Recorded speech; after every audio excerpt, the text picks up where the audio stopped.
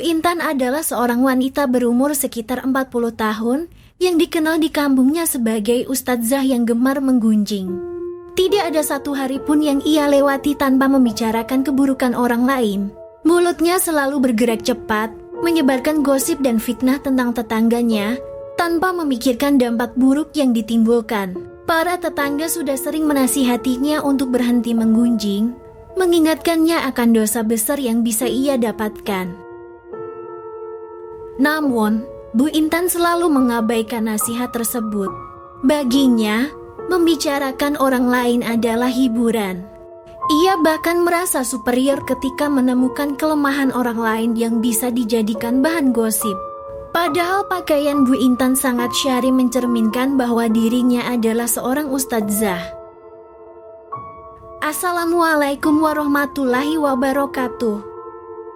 Bertemu lagi kita di kisah kali ini tentang azab yang terjadi di tanah haram Mekah. Kisah ini mengungkapkan sejumlah peristiwa aneh dan menggetarkan yang dialami oleh para jemaah umroh. Sebelum kita mulai kisahnya, mari kita sempatkan juga untuk menulis di kolom komentar sholawat kepada junjungan besar kita, yaitu Nabi Muhammad SAW. Dan terima kasih kepada yang sudah subscribe, like, dan mengaktifkan lonceng notifikasinya. Semoga Allah jadikan kita orang yang kaya. Amin ya Allah ya Rabbal Alamin. Mari kita lanjutkan kisahnya.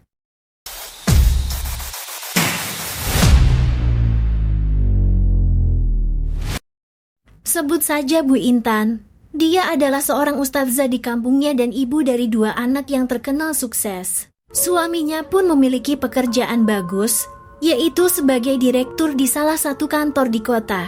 1 anaknya menjadi dokter umum dan 1 anak lainnya menjadi polisi.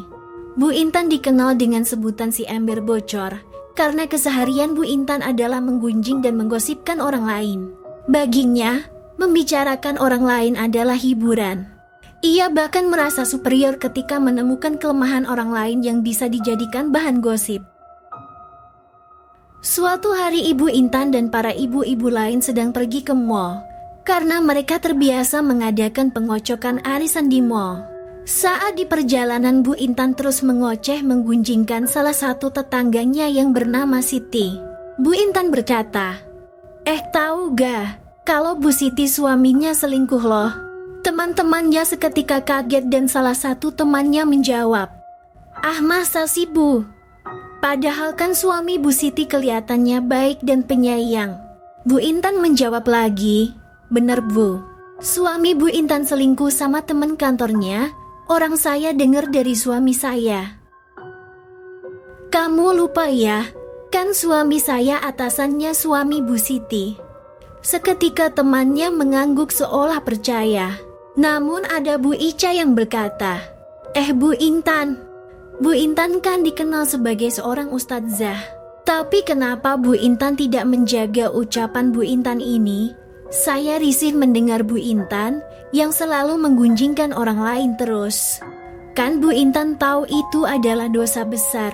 Yang lain seketika kaget mendengar ucapan Bu Ica. Dan dijawab oleh Bu Intan, Ibu Ica ini, terserah saya dong, kan ini mulut saya." Lalu ditenangkan oleh teman yang lain seraya berkata, "Sudah ibu-ibu, jangan dibahas lagi, kita mulai yuk arisannya." Seketika suasana hening dan hanya terdengar suara kocokan koin, seraya menunggu siapa yang akan menang arisan kali ini. Setelah arisan selesai, mereka pulang ke rumah masing-masing, dan ternyata Bu Ica lah yang mendapatkan arisan kali ini. Beberapa waktu berlalu, dan Bu Intan ternyata akan pergi umroh bersama suami dan 1 anaknya.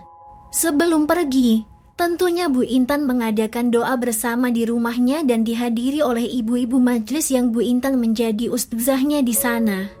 Tidak lupa juga Bu Ica menghadiri acara tersebut. Acara berdoa tersebut dimulai dengan khidmat dan seksama.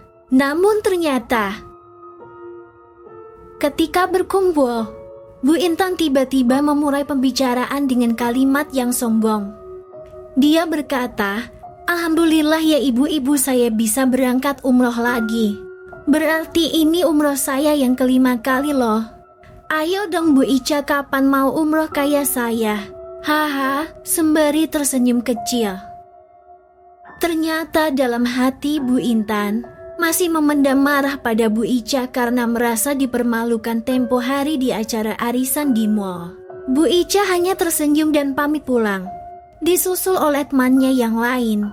Dan ada yang berkata pada Bu Intan, "Ustazah Intan, mudahan di Mekah sana Ustazah mendapatkan hidayah ya."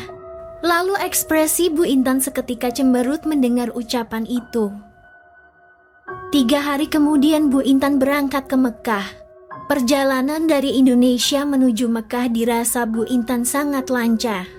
Namun ternyata tidak dengan esok harinya. Di tengah-tengah ibadah umrohnya, ketika Ustazah Intan sedang melakukan tawaf mengelilingi Ka'bah, tiba-tiba tubuhnya terasa sangat berat. Ia merasa kepalanya berputar-putar dan pandangannya kabur.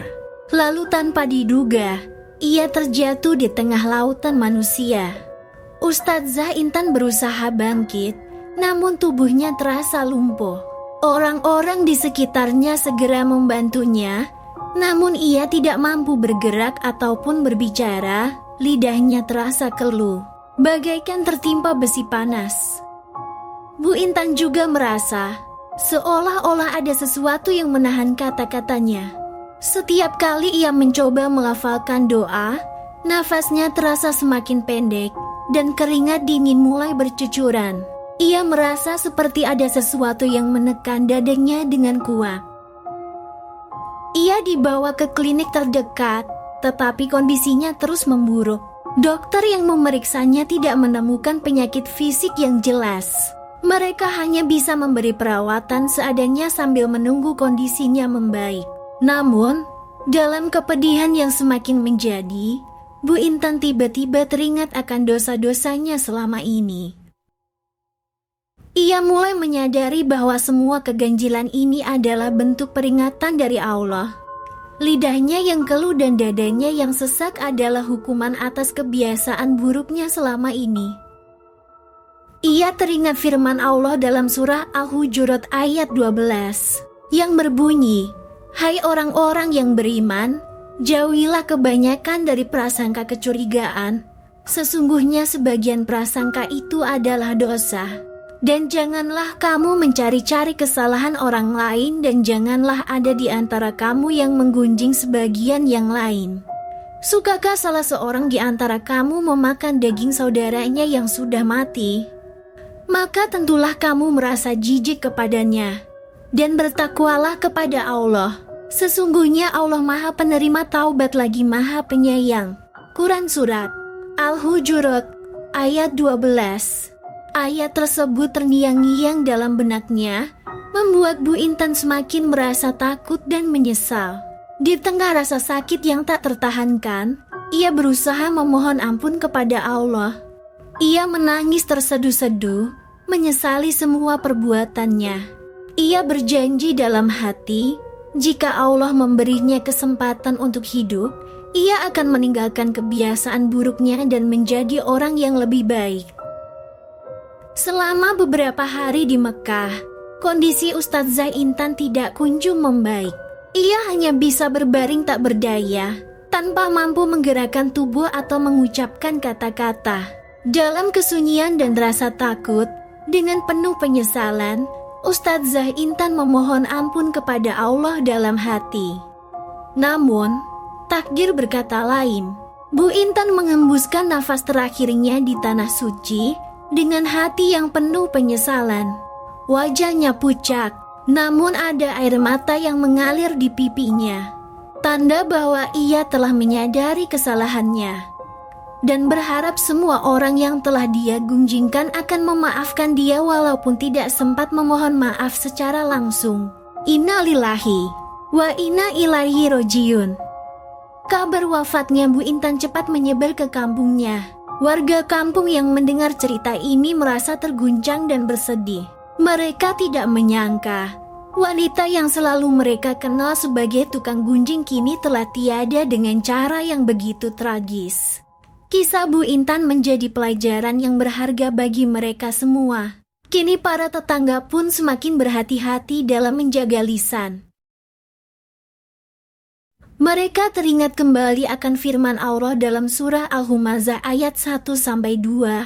Celakalah bagi setiap pengumpat lagi pencela yang mengumpulkan harta dan menghitung-hitungnya. Quran Surat Al-Humazah. Mereka sadar bahwa menggunjing dan mencela orang lain adalah dosa besar yang bisa mendatangkan azab kapan saja. Tidak ada tempat yang bisa melindungi dari azab Allah, bahkan di tanah suci sekalipun. Dari kisah Bu Intan, mereka belajar bahwa menjaga lisan adalah bagian dari iman, dan setiap perbuatan buruk pasti akan ada balasannya. Itulah kisah Bu Intan, yang sangat banyak sekali fakta di kehidupan kita kali ini. Semoga kita semua bisa menghindari sifat ini. Amin ya Allah ya Robbal Alamin. Like dan subscribe jika kalian suka.